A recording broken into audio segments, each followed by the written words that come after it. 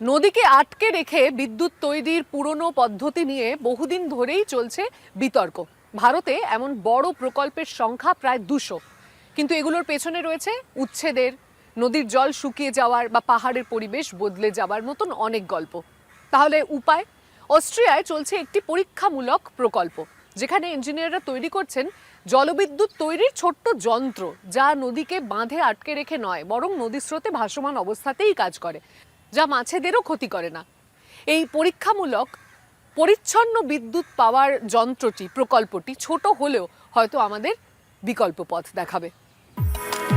অস্ট্রিয়ার লিন্স শহর, গাছপালার মধ্যে লুকিয়ে থাকা এই নতুন আবিষ্কার জলবিদ্যুতের বিপ্লব ঘটাতে পারে।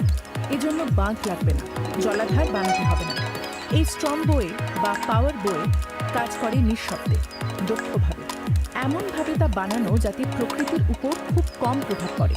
উদ্ভাবকের আশা শিগগিরই এটা দামি নদীতে কাজ শুরু করবে। Also die Stromboje ist in der freien Strömung পাওয়ার বয়ে schwimmendes একটি ছোট জলবিদ্যুৎ কেন্দ্র। এটি নদীতে ভেসে থাকে, শুধু একটি শিকল দিয়ে নদীর তলায় আটকে রাখা হয়। নদীর স্রোত নিজেই এটাকে ঠিক জায়গায় বসিয়ে দেয়। জল ভিতরে ঢুকে টারবাইন ঘোরায়। তা মিনিটে সর্বাধিক 100 পাক ঘুরলে সর্বোচ্চ 100 কিলোওয়াট বিদ্যুৎ পাওয়া যেতে পারে।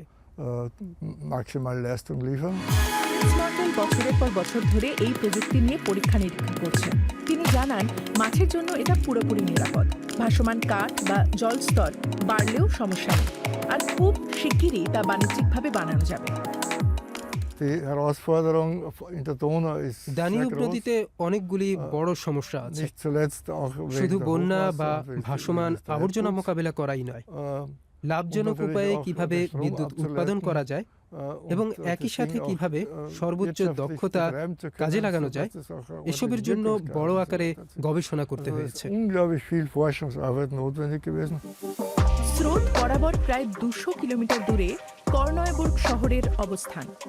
এখানেই অস্ট্রিয়ার প্রথম পাওয়ার বয়ে পার্ক গড়ে তোলা হবে, যা কয়েকশো বাড়িতে বিদ্যুৎ সরবরাহ করতে পারবে। জলবিদ্যুৎ বানানোর ক্ষেত্রে অস্ট্রিয়ায় ঐতিহ্য বেশ পুরনো। উঁচু আল্পস পর্বত এখানকার নদীগুলোকে শক্তি যোগায়। বিদ্যুৎ আসার আগে ছোট নদী আর ঝর্ণাগুলিকে কাজে লাগিয়ে জলকলের সাহায্যে কারখানাগুলো যান্ত্রিক শক্তি উৎপাদন করত। ফ্রান্স সফট লয়টেরা একটি ঘূর্ণি বিদ্যুৎ কেন্দ্র বানিয়েছেন, যা অল্প উচ্চতাতেই কাজ করে।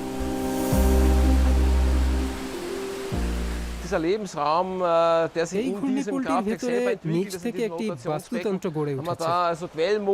দেওয়ালে শ্যাওলা জমেছে, তলায় সুতোর মতো শৈবাল জল পরিষ্কারে সাহায্য করে।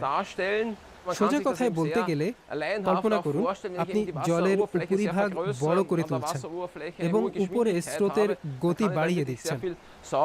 তাহলে বাতাস থেকে অনেক অক্সিজেন জলে মিশবে। দেওয়ালে আর তলায় শ্যাওলার বৃদ্ধি থেকেই প্রমাণ হচ্ছে জলের মান সত্যি বাড়ছে। এই প্ল্যান্টটি প্রতি বছর 55,000 কিলোওয়াট ঘন্টা বিদ্যুৎ উৎপাদন করতে পারে। পাওয়ার বয়ের মতো এটাও মাছের জন্য নিরাপদ। টারবাইনের পাখা চওড়া হওয়ায় মাছ সহজেই পার হয়ে যেতে পারে। আমরা নিজের চোখে দেখছি আশপাশে কয়েকটা ট্রাউট মাছ সাঁতার কাটছে। কিন্তু এই ছোট জলবিদ্যুৎ কেন্দ্রগুলো প্রকৃতির উপর কি প্রভাব ফেলে সে ব্যাপারে জলজ জীববিজ্ঞানী স্টেফান স্মুথস সন্দিহান। ঘূর্ণিবিদ্যুৎ কেন্দ্রের ইতিবাচক প্রভাব আছে এমনটা আমি বলবো না।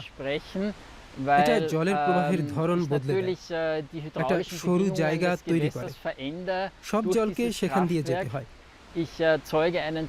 মাছ পার হতে পারে কিনা সে নিয়ে কিছু পরীক্ষা হয়েছে। কিছু মাছ পার হয়েছে ঠিকই, কিন্তু পরীক্ষায় মাছের সংখ্যা খুব কম ছিল, আর শুধু কিছু নির্দিষ্ট সাইজের মাছ নিয়েই তা করা হয়েছিল।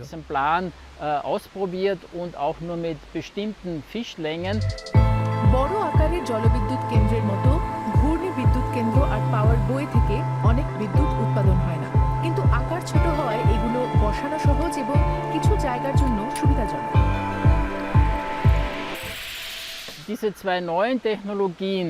আমার মনে হয় এই দুটো নতুন জিনিস প্রত্যন্ত জায়গায় কাজে লাগবে। যেখানে পরিকাঠামো নেই। wo ich noch relativ wenig আমার Infrastruktur জ্ঞান অনুযায়ী habe, weil এরা ich sie, ছোট ছোট গ্রিড soweit mir আকারে das চলতে bekannt পারে। ist, im এতে Inselbetrieb কম fahren বিনিয়োগ kann. লাগে। Es sind geringe তবে এইসব প্রকল্পের ক্ষেত্রে Investitionskosten, একটা wobei, und অত্যন্ত das ist ganz জরুরি wichtig কথা bei হলো so Projekten, ঠিকমতো এগুলির gewährleistet রক্ষণাবেক্ষণ করতে sein হবে। muss, dass diese Anlagen auch entsprechend gewartet werden. অস্ট্রিয়ায় জলবিদ্যুৎ নেটওয়ার্ক আগে থেকেই বেশ প্রতিষ্ঠিত, তাই ঘূর্ণি বিদ্যুৎ কেন্দ্র আর পাওয়ার বইয়ের বিশেষ কিছু ক্ষেত্রে কাজে লাগাতে পারে।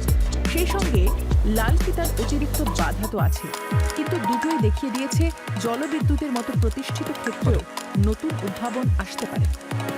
অন্যান্য প্রযুক্তির সঙ্গে মিলে এই ব্যবস্থাগুলি বিকেন্দ্রিক ও তুলনামূলক পরিবেশ বান্ধব শক্তি উৎপাদন করতে পারে। বিশেষ করে প্রত্যন্ত এলাকায় তা কাজে লাগতে পারে।